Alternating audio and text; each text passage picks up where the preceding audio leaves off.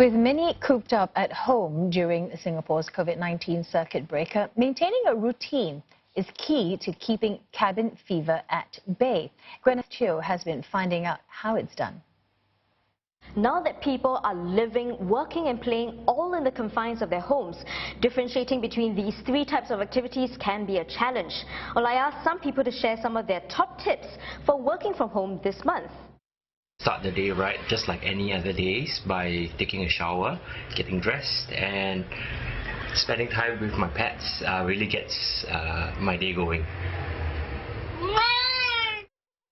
I picked up yoga last year. I've started practicing at home before my morning meeting starts. The gentle and calming workout really helps me relieve stress, plus waking up early in the morning and keeping to a schedule still makes me feel like I still have control over my life. Maintaining a schedule means that you should maintain a sleep-wake cycle.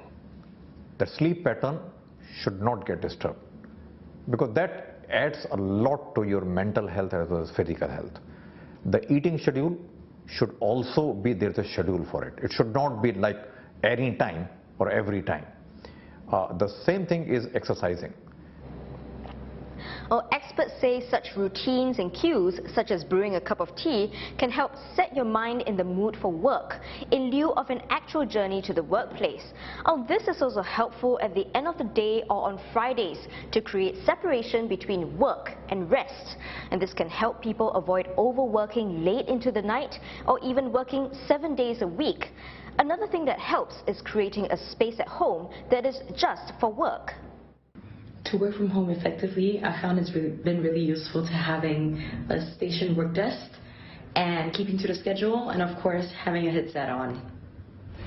So I like to usually start my day off by somewhat making my bed. I'll come over here and grab a coffee before heading over to my work from home station. If you are holding onto a computer and your body position is wrong, you are going to have physical effects.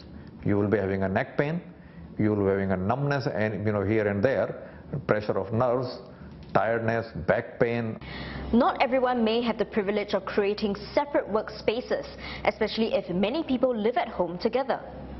A simple thing is during a certain time, from this time to this time, everybody is on the table, everybody is working together, unless you're on a call. And if you're on a call, where do you park yourself?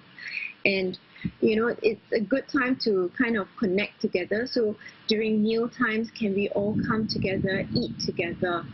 And then, so it could be by timing, it could be by physical spaces that you could help yourself demarcate those work and family time.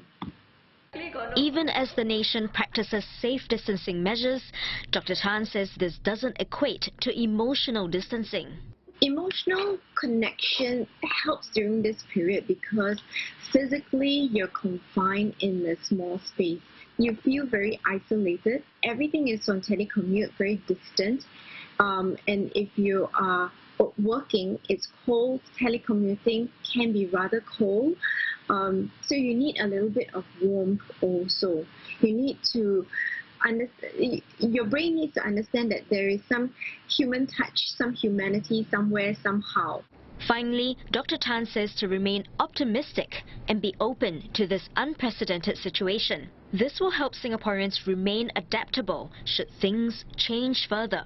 In times of crisis, if we allow our emotions to just take over our brains start to stall and start to forget that we have this creative self, and we limit our options because we think that the environment or the situation has limited us, but it's not true. Within the limits, there are plenty of things that you can do. Human beings are very adaptable.